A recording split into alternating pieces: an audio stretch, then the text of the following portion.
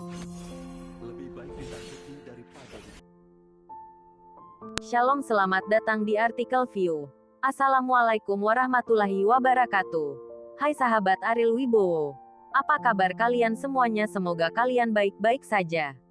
Untuk teman pekerja yang jauh perantau dalam negeri atau di luar negeri, yang jauh dari keluarganya seperti admin, semoga kalian semuanya dilindungi dan diselamatkan dalam pekerjaan masing-masing. Dan untuk sahabatku yang bersama keluarganya, semoga kalian sehat selalu dalam lindungannya. Amin. Episode 46. Kisah seorang CEO muda yang berpura-pura culun. Ariel memerintahkan perusahaan dekorasi untuk mengirim lebih banyak staf dan untuk memajukan masa konstruksi sesegera mungkin, dan pergi dari area villa. Hari ini Kauri tidak pergi bekerja, jadi tidak perlu pergi ke perusahaan Wijaya. Tetapi Ariel berencana untuk mengunjungi kantin. Setelah tiba di kantin, Bimo akhirnya membuka pintu hari ini. Tetapi dia sedikit terkejut ketika melihat Ariel. "Kamu tidak pernah muncul di akhir pekan. Apakah kamu selalu mencariku?" Bimo tersenyum. Ariel memesan sebungkus rokok, menyerahkan satu batang kepada Bimo, dan kemudian berkata, "Bagaimana? Bandung sekarang berbeda dari masa lalu? Atau masih sama?" Bimo mengangguk dan menyerahkan korek kepada Ariel. Kemudian dia berkata, "Ini benar-benar berbeda. Saat ini, orang tidak menggunakan otak mereka untuk melakukan sesuatu, terutama orang muda. Mereka telah dicuci otak oleh film-film muda dan berbahaya, berpikir bahwa pertempuran dan pembunuhan adalah dunianya. Ini adalah semua hal ilegal. Hanya orang berpikiran dangkal yang melakukannya." Ariel tidak bisa menahan tawa. Bimo dulu adalah bos di Bandung. Apakah dia bahkan mengatakan bahwa dia tidak melakukan hal-hal ilegal? Ucapkan ini, aku juga tidak percaya kebohongan. Rehan bisa menahannya. Meskipun dia sedikit mengecewakanku. Tetapi setelah bertahun-tahun, aku beri dia kesempatan untuk mendukungnya, kata Ariel. Bimo berseru, lalu mengganti topik pembicaraan, dan berkata, "Kapan kamu membutuhkan alkohol dan tembakau? Katakan terlebih dahulu. Saya akan menyiapkan beberapa untukmu dan mengurus bisnis saya." Ariel mengangkat alisnya. Kata-kata Bimo, "Ini agak menarik. Tembakau dan alkohol diperlukan. Dan ketika jumlahnya besar, hanya ada jamuan makan. Masa depan pedang harta karun. Tidak ada seorang pun di Bandung yang tahu tentang ini kecuali Pascal," kata Ariel. Bimo tersenyum, berkata, "Pembelinya memang sangat misterius. Tapi saya beruntung dan saya tidak sengaja mengetahui sedikit berita. Tapi yakinlah, aku tidak sengaja menyelidikimu. Bagi saya, semakin misterius identitas Anda, semakin menarik bagiku. Saya tidak ingin mengungkap rahasia Anda begitu cepat. Ayo pergi. Tolong datang ketika saatnya tiba." Ariel mematikan api rokoknya dan membuangnya di tempat sampah. Tangan ini membuat Bimo menghela nafas dengan emosi. Dia melihat Ariel pergi dan berkata, "Aku bisa mengendalikan kekuatannya dengan sangat akurat. Dia memiliki keterampilan yang bagus." Ariel sedang mengemudi di dalam mobil dan hendak memanggil Kauri dan ingin bertanya jika dia ingin membantunya. Tapi tiba-tiba telepon berdering. Dan itu juga dari Lina, yang mengejutkan Ariel.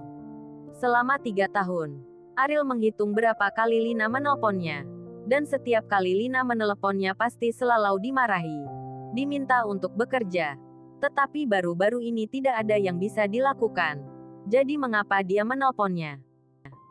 "Bu." Ariel menjawab telepon dan mendengar Lina berkata dengan tergesa-gesa, "Kamu cepat pergi ke Siliwangi dan kamu harus sampai di sana dalam 10 menit. Ketika Ariel ingin bertanya, Lina telah menutup telepon. Ariel sudah terbiasa dan melaju menuju jalan Siliwangi. Setelah Ariel pergi ke jalan Siliwangi, dia melihat sebuah kecelakaan mobil di kejauhan. Sebuah mobil jatuh di tengah jalan. Seorang wanita parubaya kaki kanannya berdarah dan patah. "Bu, ada apa?" Ariel berjalan ke Lina dan bertanya. Lina memelototi Ariel, sepertinya menyalahkan Ariel karena terlambat, dan berkata, "Wanita ini dengan sengaja menabrak mobil saya.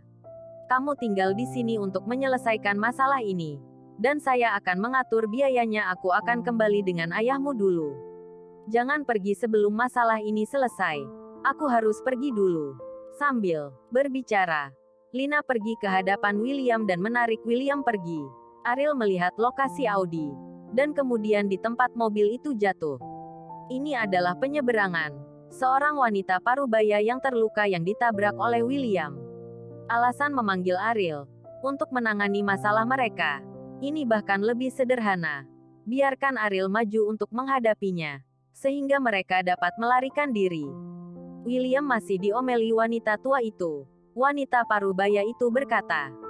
William menyetir mobil sambil melihat telepon. Wanita parubaya itu menunjuk ke William dan berkata sambil marah. William tampak bersalah dan tidak berani berbicara sama sekali. Lina berkata dengan suara keras dan berusaha membela diri. Kamu kentut. Kapan suamiku menelpon sambil mengemudi? Kamu yang buta. Ketika kamu melihat mobil Audi kami, kamu sengaja menabraknya. Apakah kamu pikir aku akan memberimu uang jika kamu tertabrak? Wanita parubaya itu memandang Lina dengan enggan. Dia baru saja menyeberang jalan dengan normal. Ditabrak oleh William. Dan dianiaya oleh Lina. Saya miskin. Tetapi orang miskin juga memiliki tulang punggung. Dan mempunyai etika. Saya tidak akan memeras siapapun.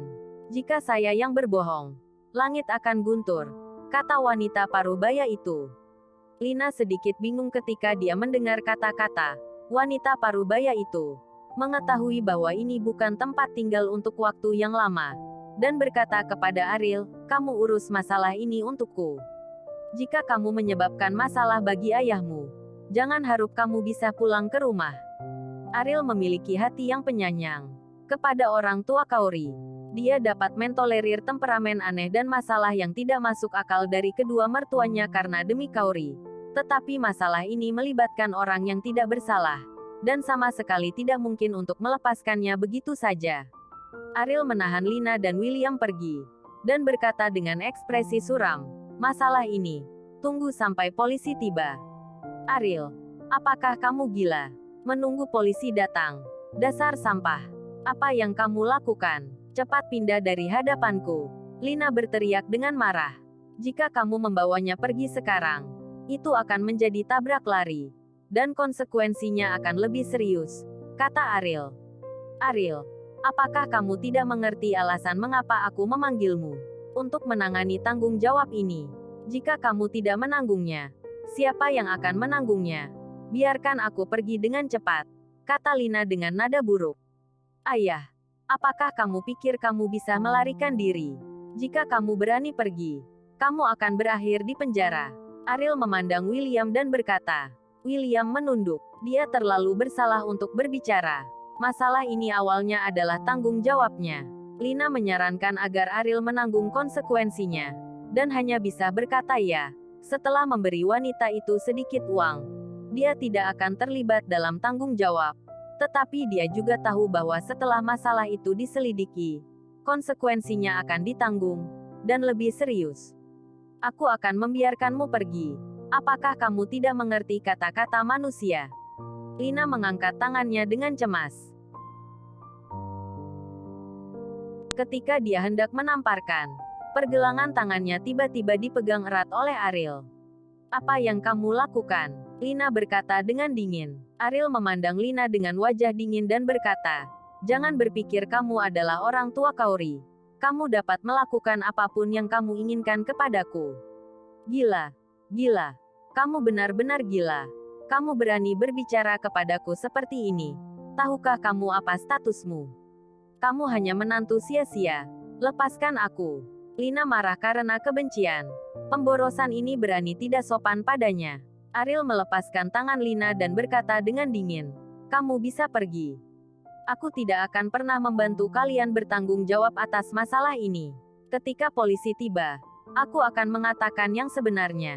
Kamu, Lina menunjuk Ariel. Dia berpikir bahwa jika dia memanggil Ariel, dia akan patuh dan dia lepas dari masalah ini. Tetapi Lina tidak berharap Ariel menunjukkan sikap yang begitu keras. Ariel berjalan ke wanita parubaya yang jatuh dan berkata, selain kaki, apakah ada luka yang lain? Saya akan segera memanggil ambulans untuk Anda. Wanita parubaya itu menggelengkan kepalanya dan berkata, Aku benar-benar tidak sengaja menabrakkan diri ke mobil mertuamu. Ayahmu yang sedang menelpon saat mengemudi. Itu sebabnya dia menabrakku. Ariel tahu bahwa dia mengatakan yang sebenarnya. Jika kesalahannya bukan pada William, dia sudah menemukan cara untuk menjelaskan. Bagaimana mungkin dia tidak mengatakan sepatah kata pun? Lina menarik William untuk pergi. Tetapi William tidak bisa bergerak sama sekali. Karena malu dan takut, dia lebih suka menunggu polisi datang. Saya tidak ingin dipanggil oleh polisi setelah itu, kata William. Apa yang kamu lakukan? Lina bertanya pada William. Masih menunggu. Jika saya pergi, konsekuensinya akan lebih serius jika saya menindaklanjutinya sekarang. Masalah ini akan baik-baik saja, kata William. William, aku melakukannya untuk kebaikanmu sendiri. Aku akan segera menelepon Kaori. Apakah Ariel masih tidak mau bertanggung jawab untukmu? Lina mengeluarkan telepon sambil berbicara. Sayang sekali panggilan belum dilakukan. Dan polisi sudah tiba di tempat kejadian. Di bawah interogasi, William dengan jujur menjelaskan sebab dan akibat. Lina memandang Ariel yang peduli dengan orang luar, menggertakkan giginya dengan kebencian. Ini hanyalah buang-buang uang. Jika hal seperti ini terjadi, dia tidak peduli dengan ayah mertuanya, tetapi dia peduli dengan orang luar.